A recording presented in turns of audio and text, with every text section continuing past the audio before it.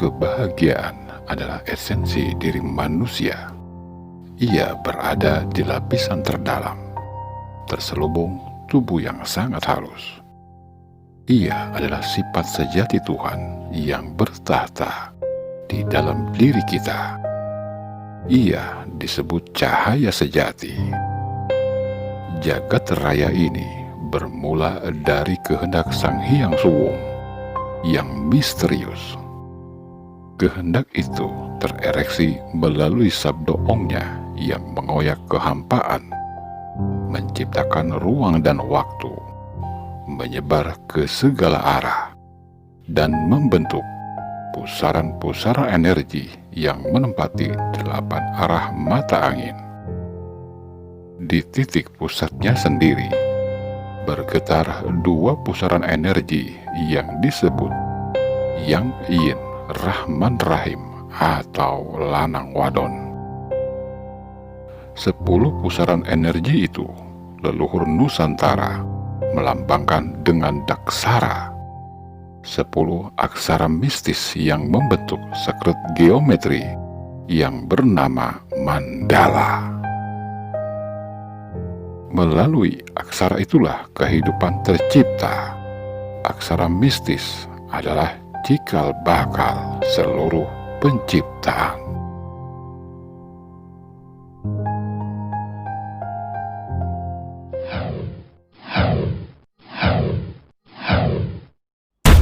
Sahabat Akarimba dimanapun Anda berada, baik yang nyata maupun yang gaib, kembali lagi bersama kami di channel Akarimba. Dalam episode kami kali ini, kami akan coba membahas tentang ilmu kuno, yaitu Suwung. Yang Suwung dapat juga diartikan kekosongan, lalu ketiadaan, dan juga kehampaan. Dan juga kami akan coba membahas dalam beberapa versi. Yang pertama ada dari Serat Wedatama, yang kedua versi Sufisme, dan dari versi yang lain-lain. Untuk lebih jelasnya, mari sama-sama kita saksikan video berikut ini.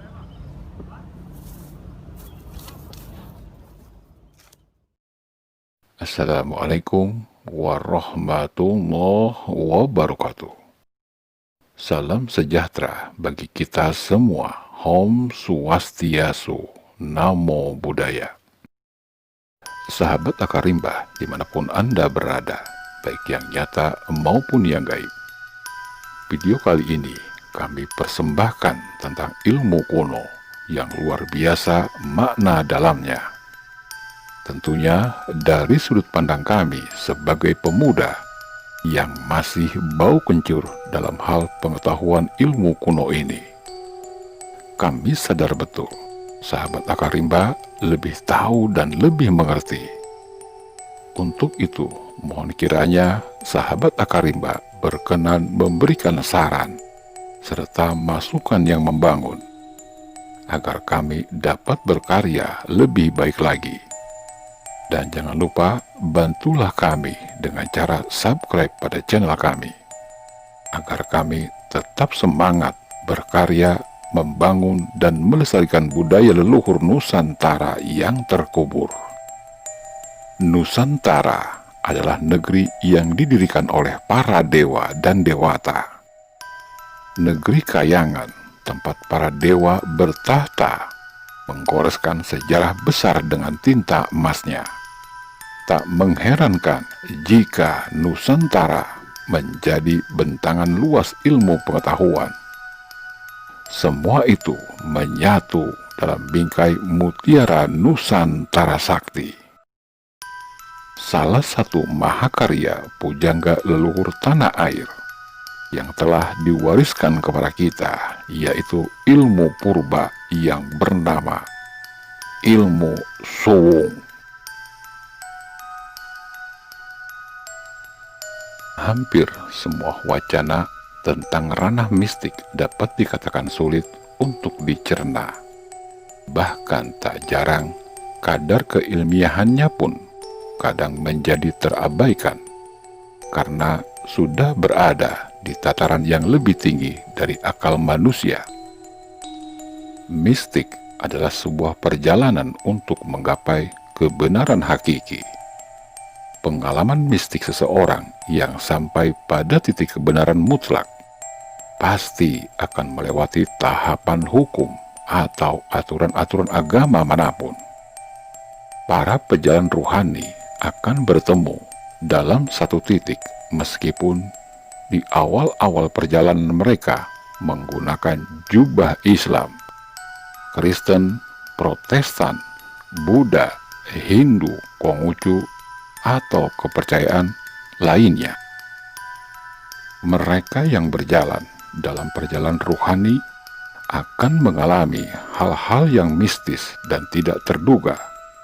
Dapat dipastikan, masing-masing orang akan berbeda pengalaman mistisnya sesuai dengan kultur sosial tempat di mana ia mengolah hidup. Pengalaman mistis Jalaluddin Rumi tentunya akan berbeda dengan Ronggo Warsito. Pengalaman mistis Al-Ghazali akan berbeda pula dengan Paus Yohanes Paulus.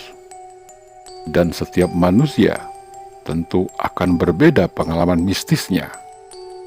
Semua itu menjadi hukum manusia, bahwa setiap manusia ditakdirkan untuk unik, eksistensial, dan tidak sama antara satu dengan lainnya.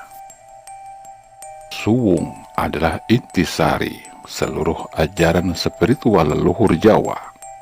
Suwung bermakna kosong, realitas terdalam dalam kehidupan, sumber penciptaan yang tentram damai melampaui suka duka, sunyi dari gejolak emosi. Leluhur Jawa memahami Tuhan sebagai suwung yang bermakna kemahasadaran dan kemahakuasaan dalam bentuk kekosongan yang memangku dan meliputi seluruh keberadaan. Seseorang yang telah mengalami suwung, hidupnya akan mengalir mengikuti dorongan rasa sejati yang terlahir darinya. Suwung adalah konsep masyarakat Jawa untuk menggambarkan rasa hampa akan kesadaran diri, yang dapat diartikan pula sebagai kondisi kosong yang tak memiliki bentuk rupa, abstrak. Konsep suwung ini dipandang sebagai asal muasal dari alam semesta, hakikat dari segala sesuatu, kenyataan mutlak yang tidak dapat dijangkau oleh panca indera manusia. Menurut Ronggo Warsito dalam serat Wirid Hidayat Jati, tertuang konsep dasar sebagai berikut. Sesungguhnya aku merajai istana di dalam Baitul Muharram. Tuhan merajai istana yang di dalamnya terdapat aturan-aturan dan larangan-larangan yang terletak di dada Adam. Di dalam dada ada hati, di antara hati ada jantung, di dalam jantung ada budi, di dalam budi ada jinem atau harapan, di dalam harapan ada rasa, di dalam rasa ada aku.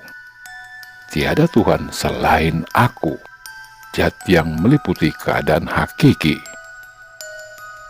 Menurut ajaran Suluk Sukma Lelono, suwung adalah tahapan tertinggi di mana seseorang dalam tahapan ini telah berhasil mencapai hakikat ketuhanannya.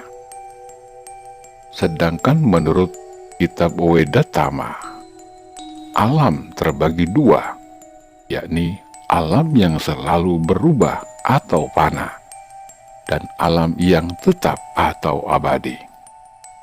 Konsep ini termuat dalam Pupuh Pangkur bait ke-14 yang berbunyi, sebenarnya pelaku suwung adalah orang yang sudah mendapatkan anugerah dari Tuhan, yaitu kembali kosong.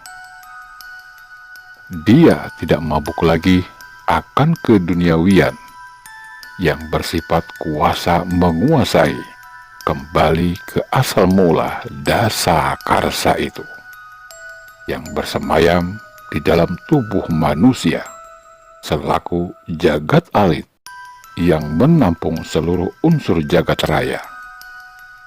Tubuh manusia tersusun dari aksara-aksara yang bergetar dan membentuk mandala yang berpusat di intinya hati, singgasana Sang Hyang Suwung.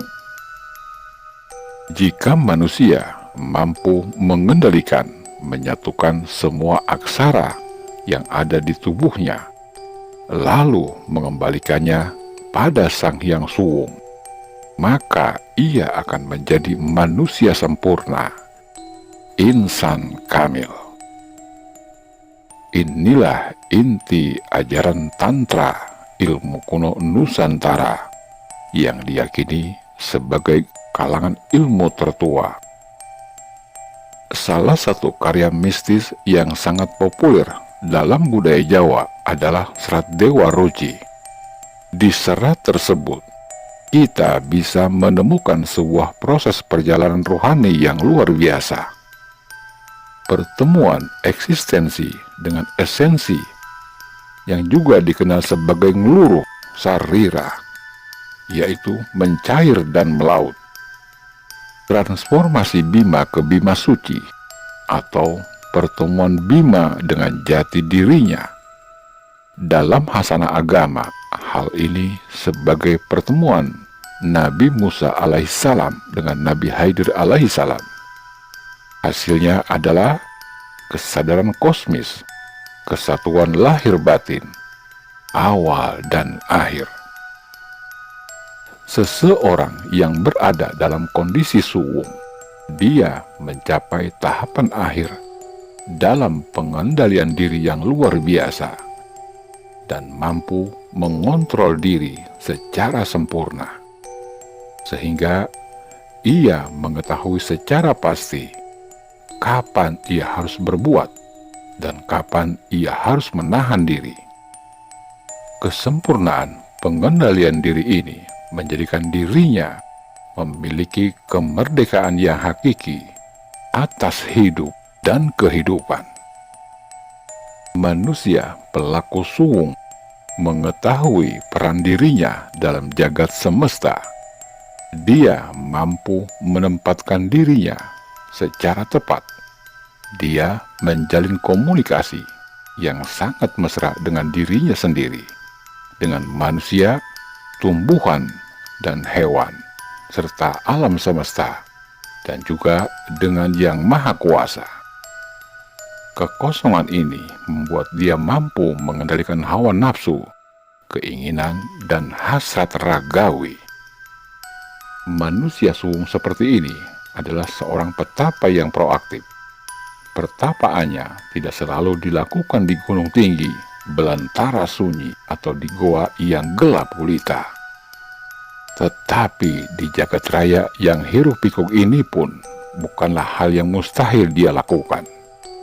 Dirinya berada dalam kekosongan yang berisi, bahkan mampu menghasilkan buah-buah kebajikan dan melayani kepada sesama secara nyata.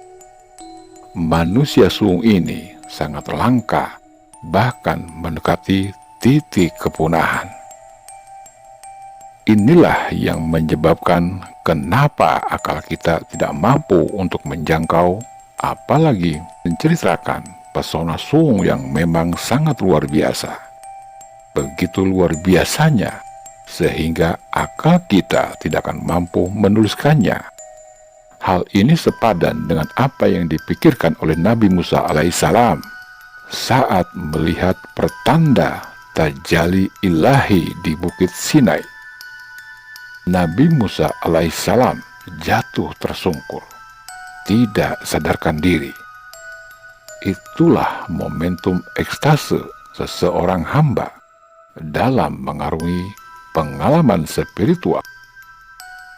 Suwung adalah sebuah pengalaman mistis spiritual yang berada pada puncak intuisi yang efektif dan transendental. Ini hanya bisa dialami apabila seseorang itu menggeser semesta kesadarannya dari yang indrawi menuju ke atasnya. Dalam suung itulah dunia indrawi ditinggalkan dan digantikan oleh semesta yang lain, sehingga sampai pada satu titik keseimbangan semua dimensi di jagat raya ini. Sedangkan menurut kalangan Sufisme, suung mengandung makna kekosongan yang bernuansa pengendalian diri yang sempurna dari kesadaran sejati akan diri yang berkaitan dengan ketuhanan. Dalam konsep psikologi transpersonal, paham suung kaum Sufi merupakan sebuah pengalaman spiritual yang disebut peak experience. Peak experience menurut Maslow dijabarkan sebagai suatu kondisi saat seseorang secara mental merasa keluar dari dirinya sendiri, sehingga melalui paham suung ini manusia dengan sadar dapat memecahkan masalah yang dihadapi dalam kehidupan secara lebih bijaksana. Kalangan Sufisme menjelaskan tahapan agar sampai di suung dalam 7 lembah, yaitu lembah pencarian, lembah cinta, lembah keinsafan, lembah pembebasan, lembah ekstase, lembah takjub, dan yang terakhir, lembah panabila. Lembah pencarian adalah seseorang mencapai unsur-unsur ketuhanan dalam dirinya. Gelombang getar khusus akhirnya ditemukan dan dia pun mengaku sebagai hamba Tuhan. Lalu lembah cinta, yaitu yang dicari sudah diketemukan dan bersenyawa diri dengan sang kekasih sehingga ia masuk ke lembah keinsafan, yaitu lembah pembebasan yang berada di tanah suci dan sudah tanpa diri yang beralaskan kaki apapun. Berikutnya adalah ekstase atau jatuh tersungkur, sujud penuh syukur. Lembah berikutnya adalah lembah ketakjuban, yaitu kemanapun wajah kita tertuju, di sana tampak adalah wajahnya. Akhirnya, sang pencari pun akan sampai ke lembah terakhir, yaitu Panabiillah. Di sini jelas yang dicari adalah sesuatu yang tak tergambarkan, tidak dapat diserupai, tan kena kinaya ngapa. Itulah sebabnya Kejawen menyatakan bahwa hakikat Tuhan adalah sebuah kekosongan, suung. Oleh karena itu, untuk menyatukan diri dengan Tuhan, seseorang harus mengosongkan diri dari hal-hal yang membebani jiwa, seperti nafsu dan keinginan duniawi. Demikianlah tadi video yang membahas tentang ilmu kuno, yaitu suung. Semoga bermanfaat bagi kita semua. Dan kami sangat berterima kasih sudah menonton video ini sampai habis. Dan jangan lupa untuk like, comment, and subscribe, karena itu penyemangat bagi kami. Salam cinta leluhur Nusantara. Wassalam. Demikian secuil pengetahuan tentang ilmu suung, ilmu kuno warisan leluhur Nusantara. Mohon maaf lahir dan batin bila ada kesalahan dalam penyajian yang sederhana ini. Kami sadar akan keterbatasan pengetahuan dan pemahaman kami. Semoga bermanfaat untuk kita semua.